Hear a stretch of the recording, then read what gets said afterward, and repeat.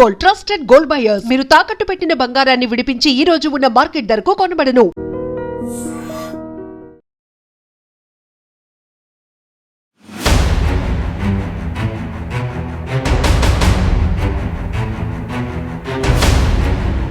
నమస్కారం, welcome to iDream media. నేను మీ సంగీత. ఈ రోజుల్లో ఎక్కువగా యంగ్ గర్ల్స్ అంతా కూడా ఎవరిని టార్గెట్ చేస్తున్నారు అంటే 50 సంవత్సరాల పైబడిన వాళ్ళందరినీ కూడా టార్గెట్ చేసి వారిని ఫినాన్షియల్గా యూజ్ చేసుకోవడం జరుగుతుంది. అంటే వారికి ఏంటంటే, ఒక అమ్మాయి మమ్మల్ని నచ్చుతుంది, ఇంత యంగ్గా ఉన్న అమ్మాయి మమ్మల్ని ఎందుకు ఇష్టపడుతుంది అని చెప్పేసి వారు అనుకుంటున్నారు. కానీ వీళ్ళు ఏం చేస్తున్నారంటే, షాపింగ్ కోసం అని చెప్పేసి వారి యొక్క పాకెట్ మనీ గురించి, తర్వాత వారికి ఏమైనా కావాలి కొనుక్కోవాలి అని చెప్పేసి అంటే ఆ వస్తువుల గురించి, వాళ్ళు ఎక్కడికైనా టూర్స్కి కానివ్వండి, ట్రిప్స్కి కానివ్వండి వెళ్ళాలి ఫ్రెండ్స్తో అని చెప్పేసి అంటే ఆ ఒక ఫినాన్షియల్ సపోర్ట్ కానివ్వండి, ప్రతిదీ కూడా సెటిల్మెంట్ కోసం అని చెప్పేసి ఇలాంటి ఒక ఏజ్ గ్రూప్ ఉన్న వాళ్ళందరినీ కూడా వారు టార్గెట్ చేయడం అనేది జరుగుతుంది. అదే దీన్ని మనము చూసుకుంటే షుగర్ డాడీ, షుగర్ బేబీ అనే దానితో కూడా ఈ మధ్య కాలంలో పిలవడం జరుగుతూ ఉంటుంది. ఎక్కువ ఎలా అంటే, బాగా సెటిల్ అయిపోయిన వాళ్ళు, అంటే ఆర్థికంగా మంచిగా సెటిల్ అయిపోయి ఎవరైతే ఉంటారో ఆ వ్యక్తిని చూజ్ చేసుకున్న తర్వాత నెమ్మదిగా వాళ్ళతో కాంటాక్ట్ అయిపోయి మాట్లాడుతూ, తర్వాత వారికి మెసేజ్లు పెడుతూ, కాల్స్ చేస్తూ, ఇంకా వీళ్ళు హస్కేగా మాట్లాడడము, వీళ్ళు దానికి అట్రాక్ట్ అయిపోవడము, ఇలాంటివన్నీ కూడా చోటు చేసుకొని ఉన్నదంతా కూడా తీసుకొచ్చేసి వీళ్ళకు పెట్టడం జరుగుతుంది. తీరా చూస్తే అక్కడ మోసపోయాము, ఇన్ని కోట్ల నష్టం జరిగిపోయింది, ఇంత నష్టపోయానా నేను అని చెప్పేసి అనుకునే లోపు ఈ అమ్మాయి ఎవరితోటో జంప్, ఇంకా అసలు కనిపించదు, ఫోన్ నెంబర్ పనిచేయదు, అమ్మాయి ఎక్కడ ఉంటుందో తెలియదు, ఎక్కడికి వెళ్ళిందో తెలియదు, ఏమీ తెలియదు. తర్వాత చివరికి వచ్చి ఎవరితోనైనా చెప్పుకుందామన్నా కూడా, అరే అంత చిన్న ఏజ్ అంటే 25 to 30 ఆ ఏజ్ గ్రూప్ వాళ్ళు ఈ యొక్క 50-60 ఇయర్స్ వాళ్ళని లవ్వర్ అంటే ఒక్కసారి అందరూ కూడా ఏమనుకుంటారో, అరే మరి ఇట్లా నువ్వు మోసపోయావు అని చెప్పేసి అంటారో అని చెప్పేసి కొంతమంది షైగా కూడా ఫీల్ అవుతున్న వాళ్ళు ఉన్నారు.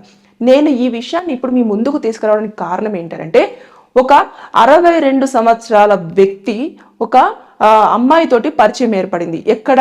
తను బ్యాంకు దగ్గరికి వెళ్ళినప్పుడు, ఏదో బ్యాంకు పని మీద వెళ్ళినప్పుడు అతనితోని మాట్లాడేసి అంత చేసి, అతను కారులో వెళ్ళడం అదంతా చూసిన తర్వాత నన్ను అక్కడ దాకా డ్రాప్ చేస్తావా అని చెప్పేసి అడిగి, అతని దగ్గర ఇన్ఫర్మేషన్ అంతా తీసుకొని, అతని ఫోన్ నెంబర్ తీసుకొని, తర్వాత అతనితో చాటింగ్, కాల్స్, సరే ఖాళీగా ఉంటే కలుస్తారా అని చెప్పేసి కలవడము, ఇవన్నీ చేసిన తర్వాత ఇంకా హోటల్ రూమ్స్కి వెళ్ళడము, తర్వాత వీళ్ళతో ఎంజాయ్ చేయడము, ఫిజికల్గా ఇంటిమేట్ అవ్వడము, ఇవన్నీ కూడా ఉంటాయి. కానీ అక్కడ ఏంటి, ఈవిడ టార్గెట్ ఏంటి, తన దగ్గర డబ్బులు ఎన్ని ఉన్నాయో అవన్నీ కూడా తీసుకోవాలి అన్న ఉద్దేశంతో. అయితే ఈ వ్యక్తి ఏం చేశాడు అనంటే, ఇంట్లో ఎవరికి చెప్పకుండా అతనికి ఒక పాప, బాబు, వాళ్ళందరూ కూడా సెటిల్ అయిపోయి ఉన్నారు, వాళ్ళు జాబ్లు కూడా చేస్తున్నారు, భార్య హౌస్ వైఫ్గా ఉంటుంది.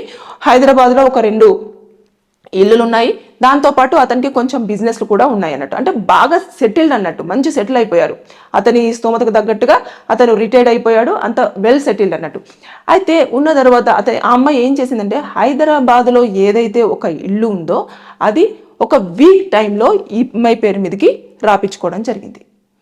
అయితే ఒక సందర్భంలో వాళ్ళ కొడుకు వచ్చేసి, నాన్న ఇది ఉంది కదా, నేను దీన్ని తీసేసుకోవాలనుకుంటున్నాను అని చెప్పేసి అడిగినప్పుడు మొత్తము ఇంకా అతనికి భయం వేసింది. అరే నేను ఇది ఆ అమ్మాయికి రాసిచ్చేసాను కదా, ఇప్పుడు తెలిస్తే ఎలా అయిపోతుందో, నా పరువు ఏమైపోతుందో అని చెప్పేసి ఇలా తటపటాయించడము ఇలాంటివన్నీ చేశాడు. కానీ ఆ వ్యక్తి వెళ్ళేసి చూసేసరికి ఇది ఆల్రెడీ వేరే అమ్మాయి పేరు మీద ఉందండి, అసలు మీ నాన్నగారి పేరు మీద లేదు అని చెప్పేసి అంటే, వచ్చి అడిగిన తర్వాత అప్పుడు విషయం అంతా బయటపడింది. చూస్తే ఆయన ఆవిడకు నెల 1,00,000 రూపాయలు, దాంతోపాటు షాపింగ్లకని, ట్రిప్స్ కని, ఇకపోతే తనకు ఒక మొబైల్ కొనిచ్చాడు, ఒక వెహికల్ కొనిచ్చాడు. ఇవన్నీ చూసిన తర్వాత వాళ్ళు షాక్ అయిపోయారు. అరే పిచ్చా నాన్న, నువ్వెందుకు ఇలా చేస్తున్నావు, ఆమె నిన్ను ట్రాప్ చేసింది అని చెప్పేసి చెప్తే, లేదు నన్ను లవ్ చేస్తుంది అని అంటే, ఈ ఏజ్లో లవ్ ఏంటి అని చెప్పేసి వాళ్ళ ఇంట్లో ఒక చిన్న యుద్ధమే నెలకొంది. దాని తర్వాత అంతా అయిపోయిన తర్వాత ఇప్పుడు అది ఎట్లా మళ్ళీ మేము వెనక్కి తీసుకోవాలి అన్న ఉద్దేశంతో అడ్వకేట్ని అప్రోచ్ అవ్వడం జరిగింది. అడ్వకేట్ని అప్రోచ్ అయిన తర్వాత తీరా చూస్తే అది ఎవరి పేరు మీద ఉంది అని అంటే, ఈ వీళ్ళ నాన్నగారి పేరు మీద, 62 సంవత్సరాలు ఉన్న వ్యక్తి పేరు మీదనే ఉంది. అతని కష్టాజీతం కాబట్టి అతను ఎవరికైనా ఇవ్వడానికి రైట్స్ అనేవి అతనికి ఉన్నాయి కాబట్టి అక్కడ మనం ఏమీ చేయలేం. వారసులుగా చూపించుదాము అన్నా కూడా ఆ వ్యక్తి తీసుకెళ్లేసి వేరే ఒక థర్డ్ పర్సన్కి ఇవ్వడం జరిగింది కాబట్టి వాళ్ళు ఒప్పుకుంటే తప్ప ఆస్తిని బ్యాక్ తీసుకోవడానికి లేదు. అయిపోయింది. మళ్ళీ ఈయనంతటా ఈయన వెళ్ళేసి నేను దాన్ని అక్కడ సేల్ చేశాను లేదు ఇలా జరిగింది అని చెప్పేసి ఒప్పందం రాపిచ్చేసుకొని ఏమైనా చేశారా అంటే అది కూడా లేదు. ఆ వీక్ టైంలో అడిగింది, పేపర్స్ తీసుకొచ్చుకుంది, సంతకం పెట్టేశాడు, షిఫ్ట్ చేసేసాడు, అంతా అయిపోయింది. అది జరిగిపోయి కూడా దాదాపుగా 2 సంవత్సరాల తర్వాత ఇది తెర మీదకి రావడం జరిగింది. అప్పటికే ఆమె ఓనర్షిప్ అంతా అయిపోయింది. తర్వాత నెక్స్ట్ ఇల్లులో ఆవిడ స్టే చేసేస్తుంది, అంతా బాగుంది, ఎవ్రీథింగ్ ఈజ్ డన్. ఇప్పుడు చూసేసుకుంటే ఇంట్లో కుటుంబంలో గౌరవం పోగొట్టేసుకున్నాడు. తర్వాత దాదాపుగా ఒక ఇల్లు ఒక ఇండిపెండెంట్ హౌస్ అని చెప్పేసానంటే మీరు అంచనా వేసుకోవచ్చు, ఒక 5 కోట్ల వరకు కూడా ఉంటుంది. మంచి మంచి ప్లేస్లో ఉంది, 5 కోట్ల ప్రాపర్టీ. దాంతోపాటు ఎవ్రీ మంత్ 1 lakh రూపీ, ఇంకా ఆవిడకి కావాల్సిన అమ్ని ఇవన్నీ చేస్తుంది. ఇంకా ఎప్పుడైతే ఈ యొక్క ఆస్తి గురించి ఇన్వాల్వ్ అవుతున్నారు కొడుకు కూతురు, తర్వాత ఇంటి వాళ్ళకి ఈ విషయం తెలిసిందే అనగానే ఆ అమ్మాయి మొత్తం దాన్ని రెంట్కి ఇచ్చేసి జంపు, ఎక్కడికి వెళ్ళిపోయిందో తెలియదు, ఎక్కడ ఉంటుందో తెలియదు. ఇవన్నీ కూడా చోటు చేసుకున్నాయి. కాబట్టి షుగర్ డాడీ కల్చర్ అనేది ఎక్కువగా అయిపోయింది. పెద్దవారు ఎవరైతే ఉంటారో డబ్బులు దాచుకున్న వారే అమ్మాయిలు ఎరవేస్తున్నారు. కాబట్టి వారికి కావాల్సింది వారు తీసుకుంటున్నారు, మీకు కావాల్సింది మీకు ఇస్తున్నారు. కానీ అక్కడ నష్టపోతుంది ఏంటంటే మీరు కూడబెట్టుకొని కష్టపడి సంపాదించుకున్న సొమ్ము మీకు తెలియకుండానే వారికి ఇవ్వడం జరుగుతుంది. తీరా పోయిన తర్వాత మళ్ళీ బ్యాక్ తెచ్చుకుందామంటే అది ఒక్కసారి వెళ్ళిపోయిన తర్వాత తీసుకోవడం అనేది చాలా కష్టంతో కూడుకున్న పని. ఎందుకంటే మీరు కష్టపడి సంపాదించుకున్న దాన్ని ఇష్టపూర్వకంగా ఒక వ్యక్తికి ఇవ్వడం జరిగింది, అది ఆల్రెడీ వారి పేరు మీదకి వెళ్ళిపోవడం జరిగింది. కాబట్టి దాన్ని మళ్ళీ బ్యాక్కి లాక్కోవాలి అనుకుంటే మీ దగ్గర ఆధారాలు ఉండాలి.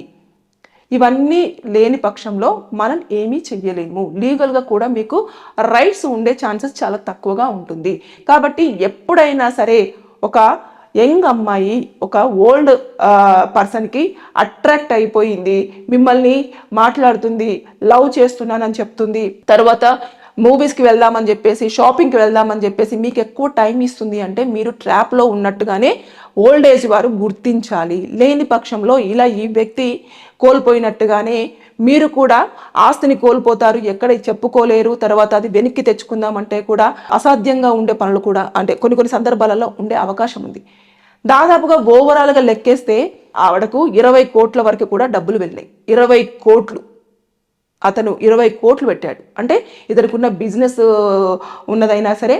తర్వాత నెక్స్ట్ ఒక కారు కొనిచ్చాడు, తర్వాత నెక్స్ట్ ఒక మంచి లగ్జరియస్ విల్లా, తర్వాత నెక్స్ట్ ఇవన్నీ చేశాడు. కాబట్టి 20 కోట్ల వరకు వెళ్ళింది అంటే నాట్ ఏ జోక్. అసలు ఎంత ట్రాప్లో పడిపోయాడు అనేది నేను షాక్ అయిపోయినాను చెప్పిన తర్వాత.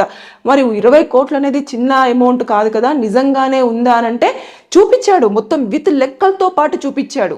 మరి అంత సొమ్ము ఎక్కడికి వెళ్ళి వచ్చింది అని అంటే గతంలో ఎక్కడో ల్యాండ్ ఉన్నది అది కూడా అమ్మేశాడు, చాలా చేశాడు ఆ అమ్మాయి గురించి. తీరా చూస్తే ఆ అమ్మాయి జంప్.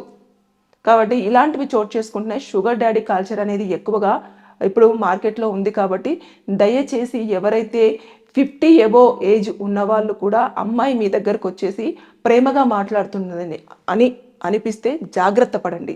ఎక్కువ మెసేజ్ చేసి కాల్స్ చేసి ఒంటరిగా కలవండి అన్నప్పుడు మీరు అప్రమత్తం అవ్వండి. లేని పక్షంలో ఇలా ఇతనిలాగానే మీరు కూడా డబ్బులు పోగొట్టుకొని ఇంట్లో గౌరవాన్ని పోగొట్టేసుకొని కుటుంబంలో తలెత్తుకోలేకుండా ఉండే అవసరం ఉంటుంది. కాబట్టి జాగ్రత్తగా ఉండండి.